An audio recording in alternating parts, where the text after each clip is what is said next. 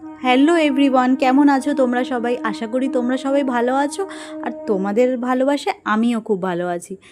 তো আজকে দুপুরবেলা লাঞ্চ করার পর হঠাৎ চোখ গেল এই সবেদার ওপর। বাড়িতে অনেক ফল আনা হয়েছিল, তার মধ্যে এই ফলটা যেন কোথায় চাপা পড়েছে, তো একেবারে চোখেই পড়েনি। তাই আজকে হঠাৎ ফলগুলো শেষ হতে চোখে পড়লো, তাই ভাবছি আজকে একে ফিনিশ করে দিই। তাই সমাজের চারিদিকে দেখে এটাই শিখেছি, কিছুই নষ্ট করা যাবে না, সেটা হোক তোমার জীবন বা এই ফল। তো লাস্ট 1 বছর ধরে আমি তো জিম করছিলাম, বাট কিছু কারণে না আমি ভীষণভাবে ডিমোটিভেট হয়ে পড়ি। তো আমার এই যে জার্নিটা ছিল সেটা আমি কিছু কারণে লাস্ট 3 মান্থ হবে তো আমি একদমই কন্টিনিউ করছি না। তো সেই কারণে আমি অনেকটা আবার ওয়েট গেইন করে ফেলেছি। তাই ভাবছি জিমটাকে আবার কন্টিনিউ করব, আর আমার এই ওয়েট লসের জার্নিটাকে আবার থেকে শুরু করব। তো কিছু কিছু জিনিসের জন্য আমরা যতটা তাড়াতাড়ি বন্ধুরা মোটিভেট হই, ঠিক তত স্পিডে আমরা হঠাৎ করে ডিমোটিভেটও হয়ে যাই। তো অনেক কিছু ভাবনা চিন্তা করার পর ভাবলাম যে জিমটাকে কোনোভাবেই ছাড়া যাবে না। জিমটা আমাদের বাঁচার জায়গা। কারণ হচ্ছে আমি জিমে যাওয়ার পারমিশনটা ভীষণ কষ্ট করে পেয়েছিলাম। জিমে যাওয়ার জন্য আমাকে ফ্যামিলি থেকে ভীষণভাবে আটকে ছিল, কিন্তু তারপরেও আমি যাই হোক করে জিমে যাই। এটারও একটা গল্প আছে, সেটা কোনো এক সময় অন্য কোনো ব্লগে তোমাদের সাথে শেয়ার করব। তাই আজকে আবার থেকে শুরু করার আগে এই ডেটটা লিখে রাখলাম।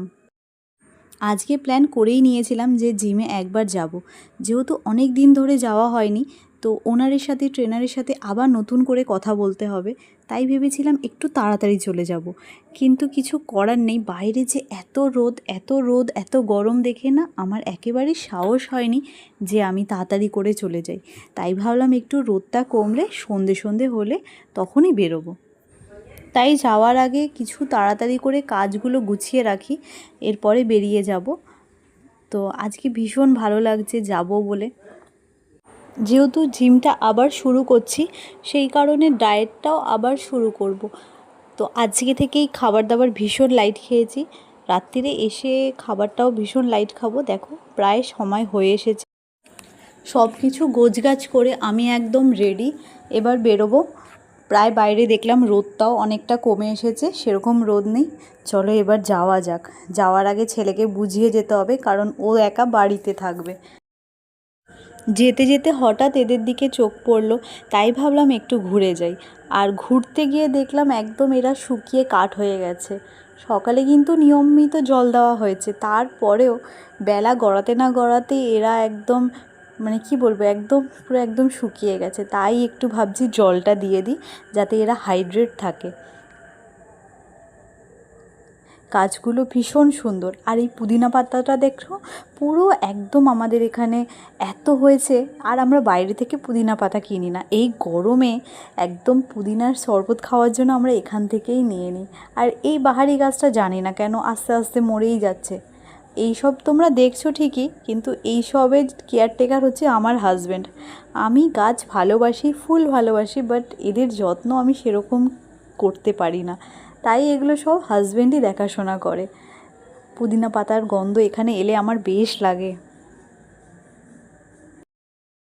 জিমে গিয়ে যেটা বুঝলাম, যত্ন না করে করে ওয়েট প্রায় 8 কেজি বেড়ে গেছে। অনেক দিন পর নিজের ভালো লাগাটাকে প্রাধান্য। এরপর বাড়িতে ফিরে একটু চা খেয়ে তারপর ডিনারটা কমপ্লিট করে নিয়েছিলাম। ডিনারটা আজকে ভীষণই বলেছি সিম্পলের মধ্যে। বাড়িতে অনেক সবজি ছিল যেগুলো রেখে রেখে শুকিয়ে যাচ্ছিলো, সেই সবজি দিয়ে আলু দিয়ে আর একটু ডাল দিয়ে একটা মাখো মাখো সবজি করেছিলাম, যেটায় প্রোটিন বেস। তো আজ থেকে যেহেতু বলেছি একটু ডায়েট করব, তো এই ধরনের খাবারই খাবো। তার সাথে রুটি খেলাম, আজকে আর ভাতটা খাইনি। তো ঠিক আছে বন্ধুরা, আমার এই জার্নিতে তোমরা সাথে থেকো, আর ভিডিওটা ভালো লাগলে অবশ্যই লাইক করো। আজ তবে আসি, টাটা।